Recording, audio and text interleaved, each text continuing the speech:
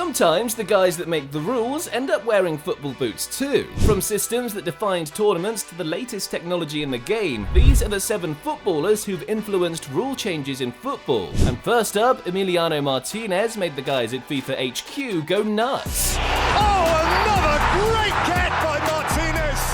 Crazy how this one worked out, man. In COVID, back when football was trying to restart after the pandemic, Emiliano Martinez's career was about to kick off. See, he'd been playing as a backup at Arsenal for years, but now with the starting goalie injured, Martinez got his chance at the big time and became so impressive that he got called up to the national team. This was the biggest chance he'd get at fulfilling a lifelong dream of playing for Argentina, and Martinez was determined to prove that he was different. See, for years after Sergio Romero left the team, Argentina had struggled with getting a goalie who could fill up, and Martinez wanted to prove that he was the guy, and he knew the only way he could do this was if he performed at the next big tournament coming up, the Copa America. And once it was confirmed that he'd become the starting goalie, Martinez got into action. He had a pretty normal tournament all through, making a couple of decent saves until they got into the semi-finals, and that's where Martinez came up with his plan that was going to change everything. After extra time, the game went into a penalty shootout, and now it was up to the goalies to become heroes for their team. Martinez knew he wasn't just playing for himself or Argentina now, he was playing for someone else, the one guy he knew deserved it, Lionel Messi. Martinez had watched Messi suffer countless exits at big tournaments with the national team, and now he wanted to help the man succeed. So in this semi-final, Martinez had a genius stroke idea to freak out his opponents. See, by taunting them, Martinez was getting into their heads, and Yerry Mina didn't have the nerve to get it past him. He saved 2 penalties in the shootout to help Argentina advance to the final and kept a clean sheet against Brazil to help them win their first major trophy in 28 years. Now Martinez has proven himself to be a hero and helped Messi finally get one over the line. But 1 year later, he was taking his dark arts to the biggest tournament in the world, and this time he had the entire FIFA HQ on red alert. Despite suffering an opening day shock defeat to Saudi Arabia, Martinez and Argentina were able to get themselves together and get out of the group until they got to the quarterfinals, and once again Martinez was center stage. The match versus the Netherlands was chaotic. The game finished 3-3, and after extra time, coupled with a lot of fights and stoppages, it went into a penalty shootout. Now, part of the reason the game was so heated was because the Dutch coach, Louis van Gaal, had come out to diss Messi publicly, and this got Martinez and his teammates so angry that they made it their mission to help Messi dunk on Van Gaal. So as they prepared to take the penalty kicks, Martinez knew it was go time, and once again he got in their faces. Literally, Martinez used his antics to get into the heads of the Dutch players, and in the end he saved penalties from Virgil van Dijk and Denzel Dumfries to send the Netherlands home. They breezed past Croatia in the semis, and on getting to the final, were about to face France in a titanic game, when Martinez realized he was 90 minutes away from destiny. All he had to do was help the team one more time and they'd be champions of the world. But it wasn't easy, man, because Kylian Mbappe bagged a hat-trick to force the game into a 3-3 score after extra time. And once again, penalties. Martinez was center stage like he'd been in the quarterfinals days back and the Copa America semi-final, and after 2 successive attempts, he made sure he was going to bring out his dark mind game tricks one final time. And yeah, it worked. He saved 2 penalties, dropped an epic dance, and helped Argentina become world champions. But the thing is, guys, remember when I said FIFA HQ was watching? Yeah, I wasn't joking. They'd been keeping tabs on Martinez, and in the end, they came to the decision that Martinez psyching out his opponents with mind games, words, and movements before penalty kicks was putting a lot of unnecessary pressure on the penalty takers. So in the end, they came to the decision that from the next season, goalies weren't allowed to do that anymore, meaning if Martinez tried the stuff he did again, he'd get banned.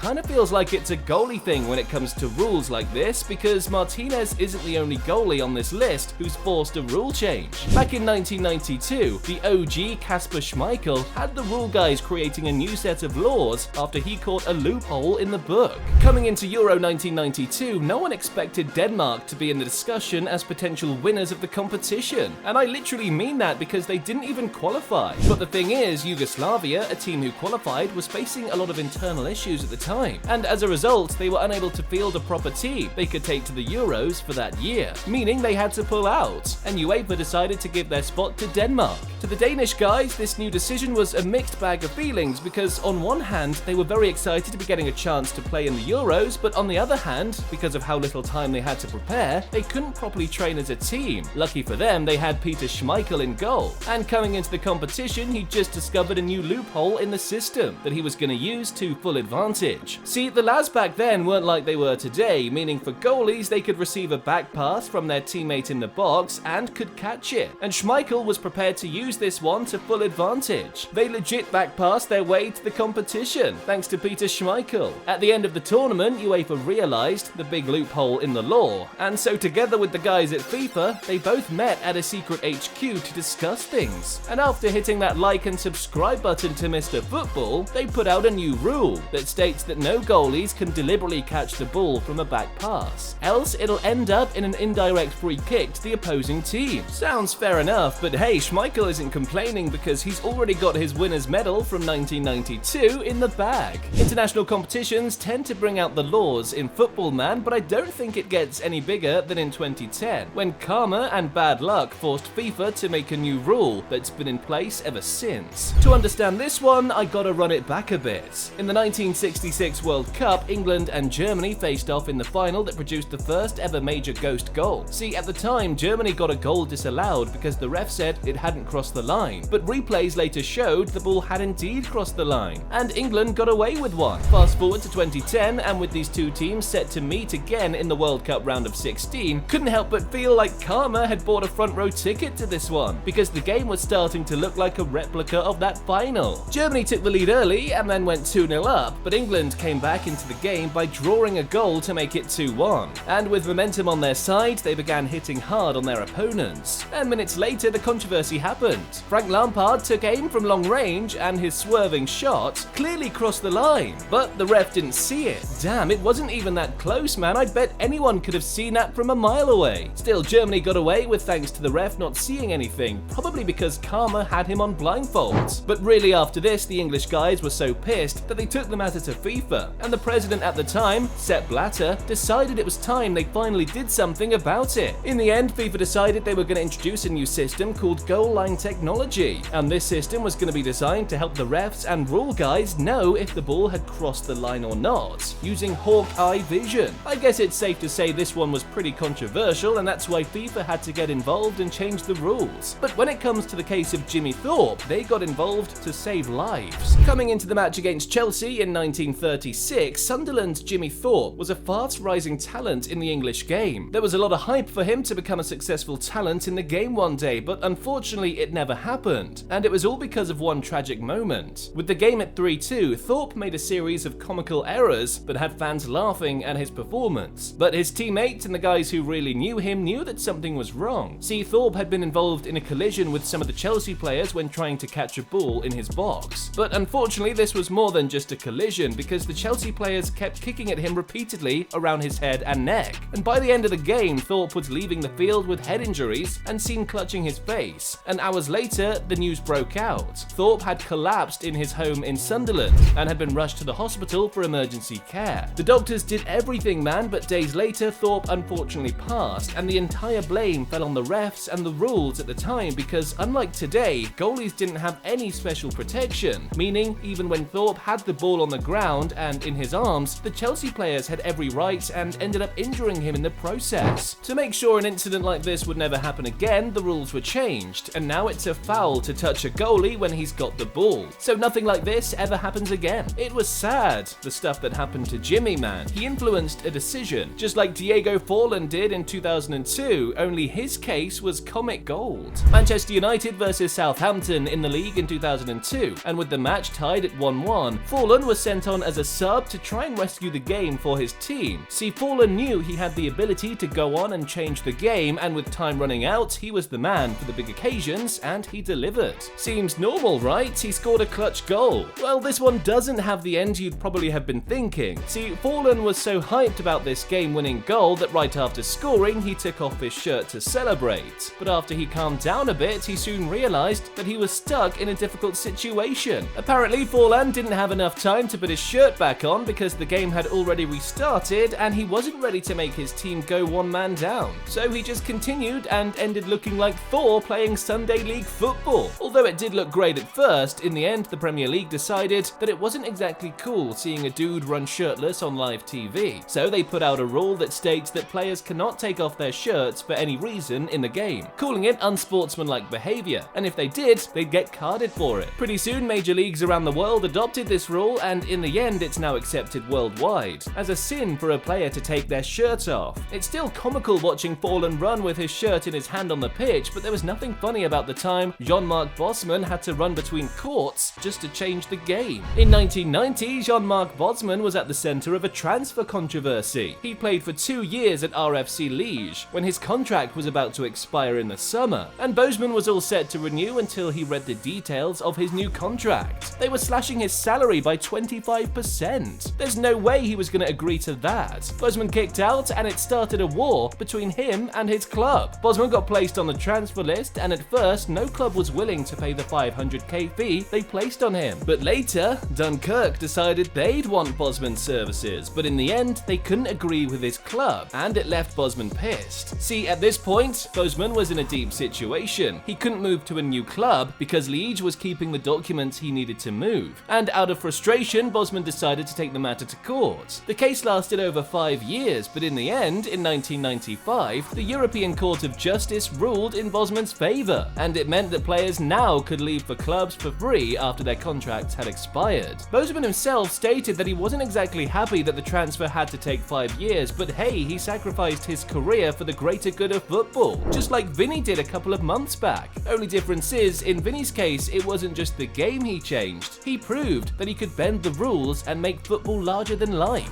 All his career, Vinny's always been about that positive Samba mentality, man. Every time he plays, he dribbles with a smile on his face, but his opponents most times don't understand this, and so they target him by doing one thing they know hurts him the most: racist abuse. Still, Vinny doesn't let it get to him, and every time this happens, he tries to make something positive out of it. But in the game against Valencia, for the first time, Vinny was reduced to tears. After this, Vinny came out to condemn the actions of the Valencia fans, and this time he had the support of the football world behind him. Vinny's message was so powerful that in the end, FIFA decided to set up an anti-racism committee, of which they made Vinny a part, so he could help them actively tackle issues that had to do with racism. And part of this committee's rules states that players who get caught up abusing other players could get banned for life from all sporting events. Way to go, Vinny, man, standing up for the people, the voice of the streets. Vinny's story cuts across life, man, just like Petr Cech too, after he survived one of the most insane accidents in the game's history, and still managed to make it to the top of the game. So click the next video to find out how Petr Cech survived every footballer's worst nightmare.